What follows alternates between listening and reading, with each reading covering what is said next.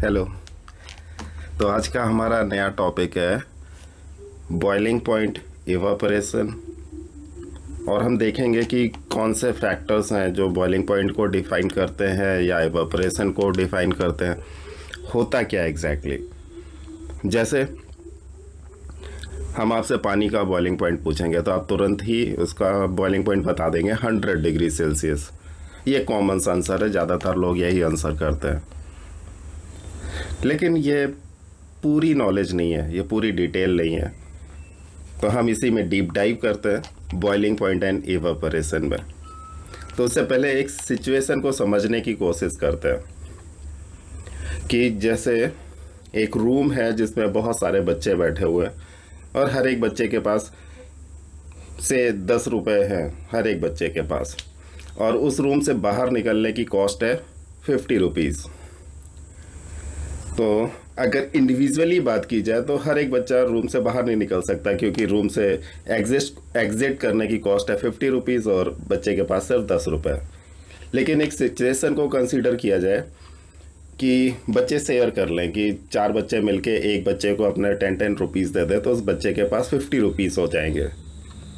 तो एक बच्चा निकल सकता है, लेकिन उसके बदले 4 बच्चे क्लास में ट्रैप हो जाएंगे, उस रूम में ट्रैप हो जाएंगे। तो एक ये पॉसिबिलिटी होती है जिससे एस्केप किया जा सकता है। यही चीज़ एवापोरेशन में भी होती है। जैसे कोई भी लिक्विड आप लेते हैं तो उसके सरफेस में एक एनर्जी होती है, जिसे सरफेस एनर्जी कहते हैं। तो जब लिक्विड पार्टिकल्स को सरफेस को क्रॉस करना होता है तो उसको एनर्जी की ज़रूरत होती है। अब नॉर्मल इवापोरेशन प्रोसेस की बात की जाए तो मॉलिक्यूल्स, एक मॉलिक्यूल को, जैसे वहाँ लिक्विड में कोलिजन्स होते रहते हैं, मॉलिक्यूल्स एक दूसरे से टकराते रहते हैं, एनर्जी एक्सचेंज करते रहते हैं। एक मॉलिक्यूल को 3-4 मॉलिक्यूल अपनी एनर्जी ट्रांसफ़र कर सकते हैं और वो एक मॉलिक्यूल सरफेस को क्रॉस कर सकता है। मींस इवापोरेशन में जो मॉलिक्यूल्स की एनर्जी है वो इतनी नहीं होती कि वो सरफेस को क्रॉस कर पाए। वो सरफेस तभी क्रॉस कर सकते हैं जब वो दूसरे मॉलिक्यूल्स की भी एनर्जी एक्यूमुलेट करें। तो इवापोरेशन ये कंसेप्ट है। लेकिन जब हम बॉइलिंग की बात करते हैं तो जैसे टेम्परेचर इंक्रीज़ करते हैं तो मॉलिक्यूल्स की एनर्जी इंक्रीज़ होती है, मॉलिक्यूल्स बहुत तेज़ी से मूव करने लगते हैं। तो बॉइलिंग में भी यही होता है, जब आप टेम्परेचर इंक्रीज़ करते हैं तो मॉलिक्यूल्स की एनर्जी इंक्रीज़ करती है और एक लेवल पे वो एनर्जी इतनी हो जाती है कि वो मॉलिक्यूल्स सारे के सारे सरफेस को क्रॉस कर सकते हैं। तो एक इस तरह का फैक्टर है बॉइलिंग और इवापोरेशन में कि बॉइलिंग में सारे मॉलिक्यूल्स कैपेबल होते हैं सरफेस को क्रॉस करने में, बट इवापोरेशन में कुछ मॉलिक्यूल्स हैं जो सरफेस को क्रॉस कर सकते हैं। तो अब हम एक सिचुएशन और कंसीडर करते हैं कि रूम के बाहर पहले से और बच्चे भी अवेलेबल हैं और जो बच्चे रूम से बाहर जाना चाहते हैं तो उनको बाहर जो बच्चे अवेलेबल हैं उनसे ऑब्स्टेकल मिलेगा, एक हिंड्रेंस मिलेगा। मीन्स बाहर कितने बच्चे हैं वो भी इस फैक्टर को डिसाइड करेंगे कि अंदर से कितने बच्चे एस्केप कर रहे हैं, जिसको टेक्निकल लैंग्वेज में वेपर प्रेशर कहते हैं।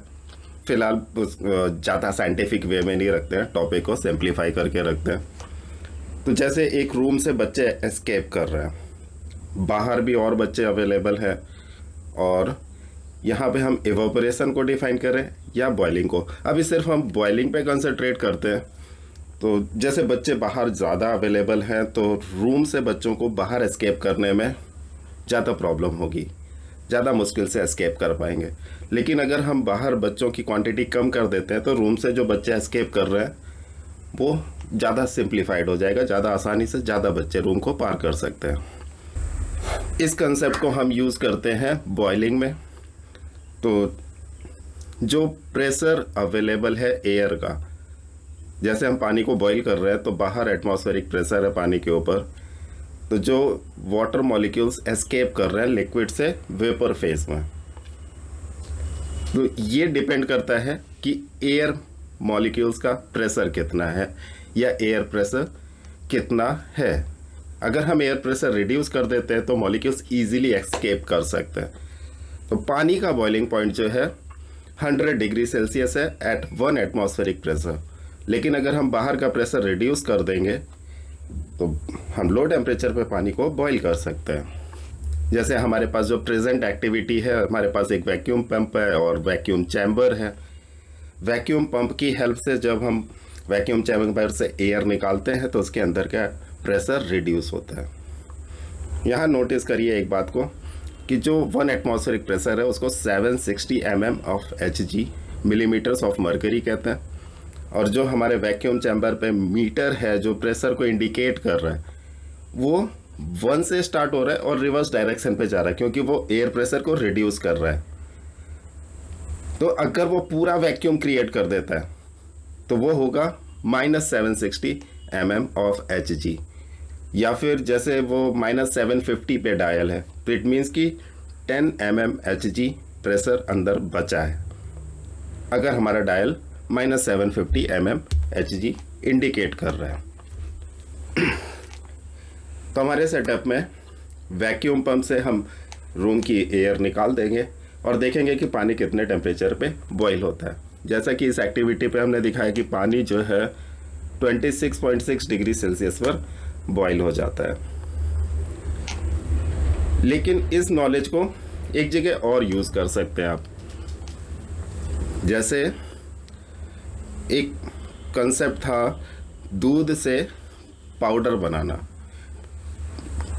पाउडर का लॉजिक ये है कि जब आप पाउडर में पानी मिक्स करते हैं तो वापस से मिल्क में कन्वर्ट हो जाता है। लेकिन अगर हम नॉर्मली घर में दूध को पकाते हैं तो वो खोया में कन्वर्ट होता है, और खोया में अगर हम पानी को मिक्स करते हैं तो वापस मिल्क नहीं फॉर्म होता। तो उसका रीज़न ये है कि जो मिल्क है जब आप उसे कुक करते हैं तो वह अबव 100 डिग्री सेल्सियस कुक करते हैं, और इस टेम्परेचर पे सारे मिल्क प्रोटीन्स डिनेचर्ड हो जाते हैं। तो दूध जो खोया में कन्वर्ट होता है उसमें कोई भी मिल्क प्रोटीन्स इंटैक्ट नहीं होते।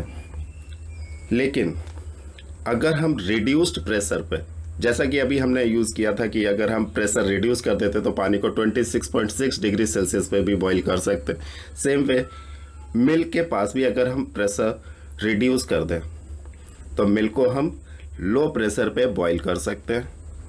तो जहाँ पे मिल्क पाउडर बनता है, हमने ऐसी फैक्ट्रीज देखी है जहाँ पे मिल्क पाउडर की मैन्युफैक्चरिंग होती है, तो वहाँ पर प्रेशर इतना रिड्यूस कर दिया जाता है कि मिल्क 35 डिग्री सेल्सियस पर बॉईल हो जाता है। तो इससे क्या होगा, मिल्क के अंदर का पानी पूरा इवापोरेट हो जाएगा और मिल्क प्रोटीन्स डीनेचर्ड भी नहीं होंगे। 35 डिग्री सेल्सियस में मिल्क प्रोटीन्स इंटैक्ट रहेंगे, तो मिल्क जो है पाउडर में कन्वर्ट हो जाएगा, खोया नहीं बनेगा।